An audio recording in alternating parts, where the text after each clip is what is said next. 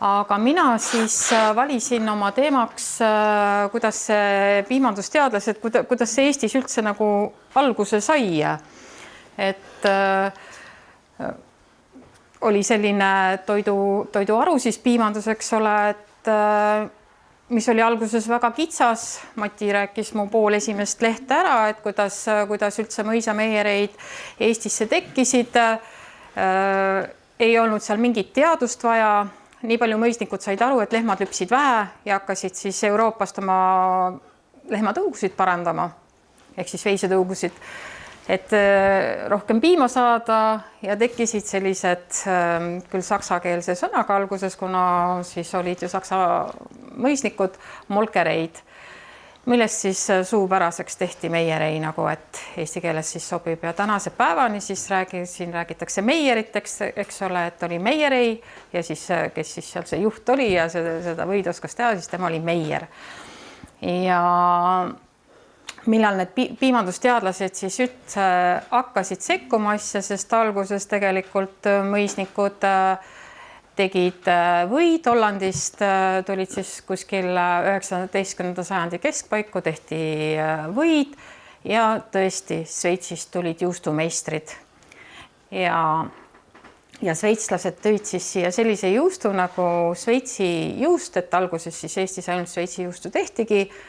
Ja miks ta nii suur ja raske on, sest et Eestist võist eksporti saata näiteks juusturatas pidi olema vähemalt 65 kilo.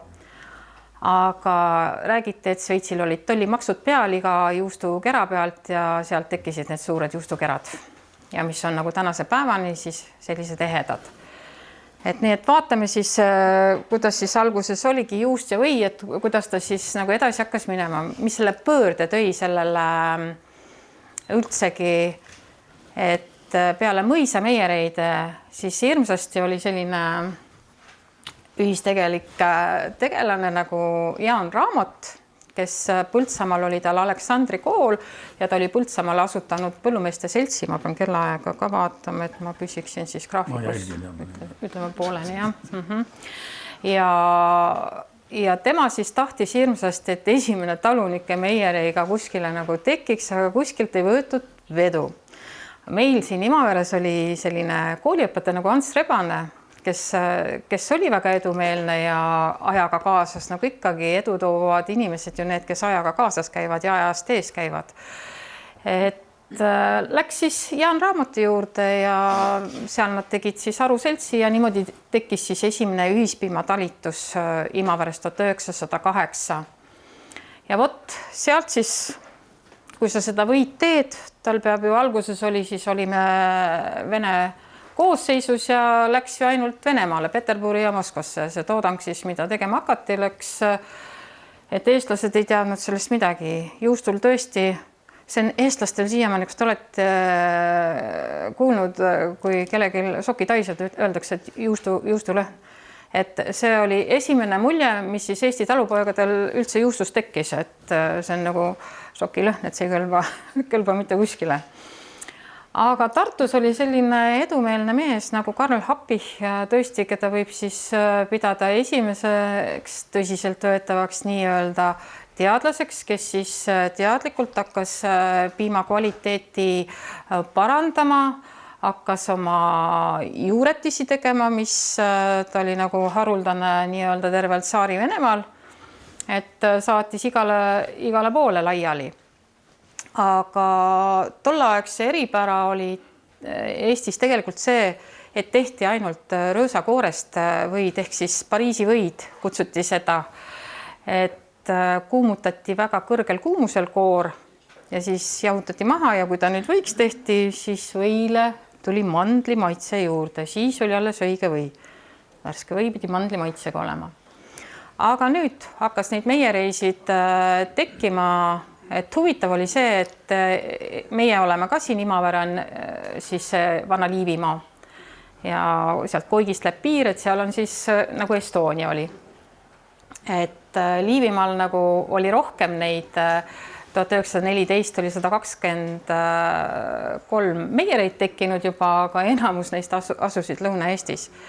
ja vot siis Tartusse rajati põllumajanduse ühisus, Eesti majandusühisus, Aleksander Eisenmits siis hakkas seda nagu seal vedama, et meiereidele sisseseadet muretseda ja tegelikult oli vaja ju, kooli polnud veel, eks ole, öisus siin räägiti, alles 1922 tuli öisu. Siis olidki need, kes olid Venemaal õppinud, ise käinud õppimas, siis need kutsuti nagu Eestisse tagasi ja Johan Emblik oli ka siis üks selline, kes kutsuti siis sinna majandusühisusse tööle ja tema siis hakkas käima, kus aga keegi talunikud jälle kokku tulid, ehitame meierei ja hakkame ikkagi ise võit tegema. Siis tema aitas nagu ehituse juures, sisseseade juures ja ka õpetas välja teinekord ka meiereid, kuidas nagu siis täpselt see või tegemise protsess käib.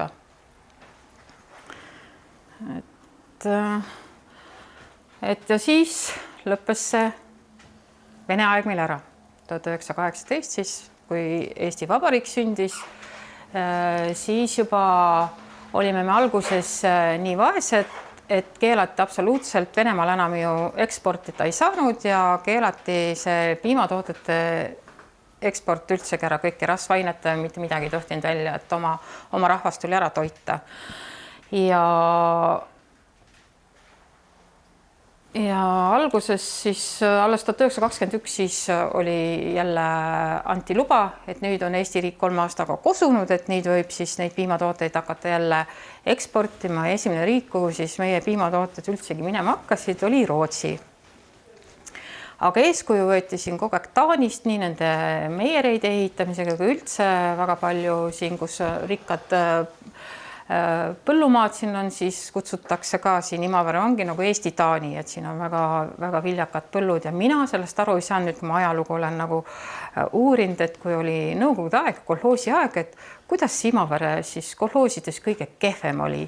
Et ma tean, Jüri Sindki kutsuti siia, kas üle Eesti võeti parimad spetsialistid, et ikkagi sellest Imavere kolhoosist asja saab. Et sa tulid vist mõned aastad enne mind siia ja oli ju niimoodi, eks ole. Ja, et vaat sellest ma ei ole siiamaani aru saanud, aga et miks ta siis nii kehva nagu oli. Ja nende piimatööstustega siis peale sõda, kui siis eksport pärast 1924 tõi siis uue pöörde see, kui piimasaaduste väljaveo laboratoorium asutati, hakati piimatooteid kontrollima, et kvaliteet oleks hea. Ja selleks oli juba vaja natukene teadlikumaid inimesi, et kes oskaksid seda kontrollida. Ja vaatame edasi.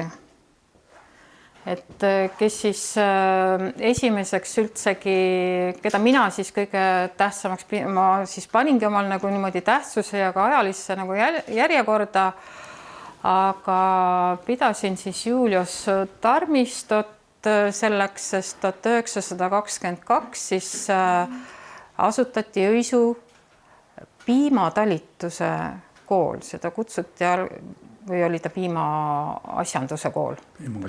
Piimaasjanduse kool, selline veider nimi, piimatalitused olid ja siis oli piimaasjanduse kool. Ja alles 10 aastat hiljem siis eestistati korralikult ta piimanduskooliks. Ja alguses võeti sinna ainult noormehi vastu, sest töö meiereis oli väga raske, hakkas hommiku vara, lausa öisel ajal, et perenaised ikkagi kodus tegelesid lüpsikarjaga, keegi pidi ju lehmi ka lüpsma ja et piima oleks meiereisse saada. Ja teda väga nagu on kõik, kes temast nagu mälestusi on kirjutanud, kui asjalik ja nõudlik ta oli, et need meierid olid tõesti väga kvaliteetsed, kes selle kooli läbi käinud ja ka Arnost on aru saada, et ta on Õisu piimanduskoolis käinud viisakus, galantsus, puhtus, kord kõik käib nagu selle juurde, et kuidas tollal nagu ikkagi koolitati ja ta oli tegelikult 2-aastane kool, kuigi nad pidid ennem 3 aastat praktikat tegema, et nad üldse kooli saaksid minna ja 30-ndatel juba pidid nad pärast ka olema 2 aastat meieri abi, et see oli nagu tolle aja kohta nagu ülikool, et kes käisid, nüüd kui ma piimandusteadlasteni jõuan, et kus nemad siis õppimas käisid, aga siis Meieri poisid olid, nende jaoks oli see nagu ülikool, sest kõik nad tulid ja vedasid kultuurielu ka pärast koha peal nagu edasi, et mis veel selle Tarmisto,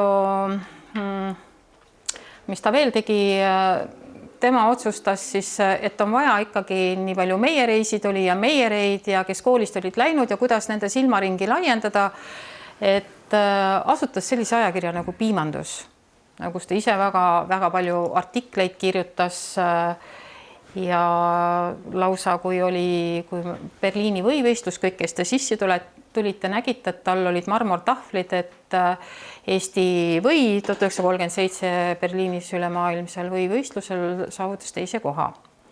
Ja 14 meierit olid need, kes, kui meie reisid oli kuskil 300 ringis, siis 14 võtsid vaevaks, et saata võistlusesse oma või, sest see pidi tõesti olema väga kvaliteetne. Ja teate, mis seal veel oli? Seal oli ju see üks võitünn kaalub 50 kilo, mille pidi siis ära saatma nii-öelda. Et paljud loobusid ilmselt selle tõttu, et pidasid seda liiga kulukaks. Et sellepärast oli neid nagu vähem. Ja tema tahtiski, siis Julius Tarmisto oli ka see, kes tahtis hirmsasti seda teadust ja piimandust nagu kokku viia ja 1936 siis asutatigi Õisus piimandusinstituut, kus ta siis, nüüd ma jõudsin Nikolai Kingini, et kellega ta koos siis, Nikolai King tuli seda nagu juhatama, kellega nad koos siis. Ja tema unistus oli ka, et kõik saaks läbi katsetada, eks ole, et teooria ja praktika peavad nagu koos käima, mis sobib ja mis ei sobi ja siis oli Õisus katsejaam ja Nikolai King siis seal toimetas. Aga Nikolai Kingi kohta, kui Jaan Raamat oli esimene siis, kes põllumajandushariduse sai Euroopas, mitte enam Venemaal, vaid Euroopas ehk siis Königsbergis. Aga Nikolai Kingi kohta võib öelda, et tema on nüüd esimene siis piimandusteadlane, kes on siis Eesti haridusega. Et 1926 ta lõpetas Tartu Ülikooli matemaatika loodus, et ta keemia valdkonnas ja tänu sellele siis tema suured uurimustööd olidki kõik vastavalt oma haridusele selleks, et olla piimandusvaldkonnaga kursis, õppis ta selgeks erinevad keeled, on kirjas, et 8 keelt, et ta luges siis originaalartikleid, et aru saada, mis maailmas nagu toimub. Ja 1926 kohe peale kooli lõpetamist ta läkski siis sinna piimasaaduste väljaveo kontrolljaama ja töötas seal 10 aastat ja ta tegi seal põhjapanevad uuringud, tema üks on see või teooria, eks ole, mille ta kõik nagu, mis senini olid kehtinud, ta lükkas kõik ümber ja tema tegelikult avastas, kuidas siis või tekib. Arno, sina kui piimanduse mees ja mina kui lihtsalt ajaloolane üritasin siis omale ka selgeks teha, et mis seal siis teistmoodi oli, mis tema selgeks tegi, et me kõik oleme löönud vahukoort vahtu, eks ole, ja tema see väide ja õigsus oli siis sellest, et see vahu pinnale tekkis nagu vedelrasv, mis siis, kui nüüd need või mullid nagu lõhkesid, siis see vedelrasv kleebibki selle või kõik kokku. Mis minu jaoks huvitav oli, mis vanaprouadele võib-olla pakub huvi, et siis see või rasva kuulikese membraan, kui ta lõhkeb, siis 25% sellest, nagu see membraan on ka rasv, et see läheb petti ja seda kutsutakse siis letsitiiniks. Ja nii palju, kui mina olen kogu aeg ikka rääkinud letsitiinist, et jooge ikka petti, siis on teil mäluga korras, et muidu te peate apteegist neid, on olemas vist kapslid, mis letsitiini kapslid, et kui mäluga on kehvasti, et siis neid tarvitad. Tänapäeval räägitakse väga palju nendest mäluhaigustest, et siis võib-olla tõesti, et petti, aga võib juhtuda nii, et tänapäeval piimatööstused on rääkinud, et enam ei ole puhas võipiim, sest võid tehakse vähem, et panevad lössi juurde ja tuu pole enam tuu. Aga Nikolai Kingist rääkides, ta oli väga tunnustatud piimandusteadlane et mis ma välja tooksin, et need kõik medalid ja mis ta igal pool, aga siis see võib olnud ainus, et ma ei hakka kõiki tema asju, aga siin on nagu pilt siis 1966, 40 aastat piimanduse valdkonnas töötamise eest, siis ta sai selle Saksamaa endise piimandusteadlase Weigmanni hõbemedali ja meil olid väga head suhted tema pojaga, kes, kui te pärast lähete tutvute võib-olla näitusega, siis need Nikolai Kingi medalid on ka kõik väljas. Paraku siit edasi tuleb ka, et paljud piimandusteadlased nagu üldsegi haritlased põgenesid ju läände. Nii ka Nikolai King, et tema suurem, et öeldakse ju, et inimese parimad aastad hakkavad teaduse valdkonnas 60 plussist, eks ole, siis on juba kõik katsed ära tehtud ja ka Nikolai Kingil ikkagi Austraalias oli ta ka tollal üks maailma kõige tugevamaid piimandusteadlasi. Ja miks tema tööd jätsin ennem mainimata, et kui ta oli piimasaaduste väljavookontrolli ahmas, siis tema Eesti riik ei rahastanud, et ta oleks selle nagu lõpuni uurinud. Paraku olime me ikkagi ka tollal veel nii vaesed, et talle öeldi, et seda enam ei uuri, kuigi ta selle avastas, eks ole, 5 minutes veel. Okei. No more. No more. Ei tule pool tundi täis ju siis. See hoiad minu arvelt kokku, okei. Mart Järvik oli siis, kes Tartu Ülikooli laboris ja tebakas, et oleks kvaliteetne vesi. Võt tema avastas, et tegelikult või ju pesti veega ja kui vee kvaliteet ei olnud korralik, siis paraku või läks nagu halvaks, sest bakterid olid vees. Ja Johan Indriko tõin siia sellepärast välja, et tema siis töötas koos Nikolai Kingiga. Nüüd siit edasi poisid on kõik Eesti nagu haridusega ja kes piimanduse valdkonnas töötasid, et nemad siis Nikolai Kingiga tegid palju katseid. Olav Aule oli siis Järvikuga koos ja tema pages Rootsi, kus siis väga seda eestlust pidas nagu au sees. Ja võt nüüd me ikkagi natuke panin teistest üle, aga Jaan Klaar siis, tema sai ka hariduse esimese Eesti ajal ja oli üks silma paistvamaid Nikolai King ja Mart Järvik ja Jaan Klaar nagu kvalifitseeruks nagu kolmandaks selleks, kes siis oli tol aja üks tugevamaid piimandusteadlasi. Aga tema see kurb oli see, et ta jäigi selleks, tähendab, ta doktoritööd ära ei kaitsnud, sebast, et tal oli seal neid varjusid kapis aga ta oli nagu õppejõud EPAs ja piimanduse nagu valdkonnas väga ja ta ikkagi silo valdkonnas olid tema uuringud lõpuks, et siin lõpus ja mida ta nagu ära ei kaitsnud. Elmar Lemmingu tõin ma sellepärast siia välja, et tema töötas ka Nikolai Kingiga koos ja tänu temale üle 2000 Nikolai Kingi pärandi on ka meie muuseumis, et tema oli siis seal instituudis ka sõja ajal ja lõpuks läks ta Saku maaviljeluse. Elfriide Ridala, tänu kellele siis 1951 aasta koos Jaan Klaariga hakkasid nad siis vastu võtma üliõpilasi ja oli võimalik nagu alates sellest aastast siis piimandust nagu Tartu Ülikoolis õppida. Arvi Olkonen oli Toivo Pedaku hea tuttav ja käis väga tihti siin muuseumis ja tema teeneks võib pidada seda, et need piimaanalüsaatorid, mis siis hakkasid korralikult nagu piima kvaliteeti ja kõike uurima, et PAN 1 ja kui te pärast lähete nagu sinna kuuri, siis me saime jõudlust kontrollist küll 2000. aastate piimaanalüsaatori, et see PAN 1 on meil ka olemas peidus, seda me nagu ei ole näidanud rahvale veel. Et ta on nagu selline kinnine kast, et tal ei ole atraktiivsust.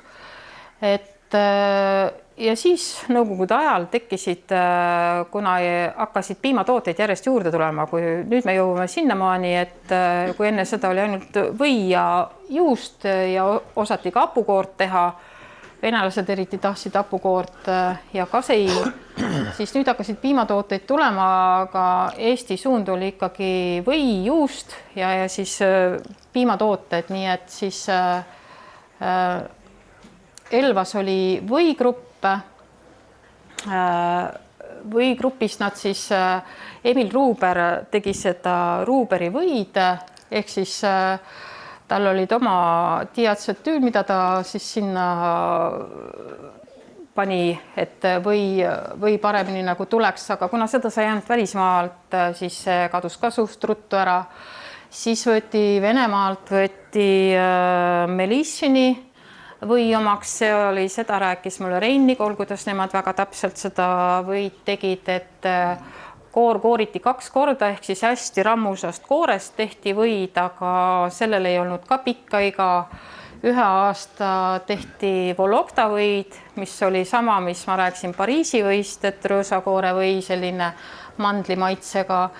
Ja nüüd me jõuame siis Eesti juustu juurde, mis siis oli ka revolutsioon, seepärast, et ma lihtsalt näitan siin, et kui alguses olid ikkagi mehed, kui tegid, olid ilusad poisid seal rahvuslikud, et kui me ikka mõtleme seda rasket nõukogude aega, ma siiamaani imestan, kui palju meil on rahvuslikke elemente tegelikult toidupakenditel ja meil lasti seda kõike teha, et väga osavalt oleme elanud, eestlased on meil ennem kui 1968, siis piiga sündis sellel juustu peale, pakendi peale, see on siiamaani.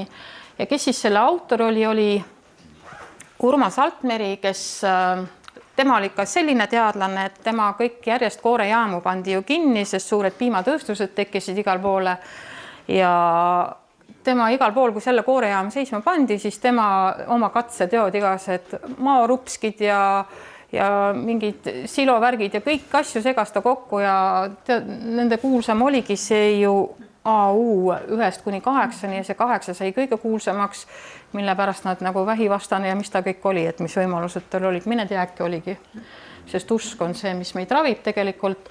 Ja siis Tallinna piimakombinaadis, siis seal tõesti uuriti igasuguseid neid piimatooteid, et hakkasid siis rikastatud ja valgurikkad ja vitamiiniga ja mis piimatooted hakkasid nagu tulema. No nüüd ma puristasin küll ja jäin vist aega sisse, et võt lõpp lugege siit siis ise, las see jääda siia, et ma siis rohkem ei räägi. Ma väga tänan, ma rääkisin 3 korda kiiremini.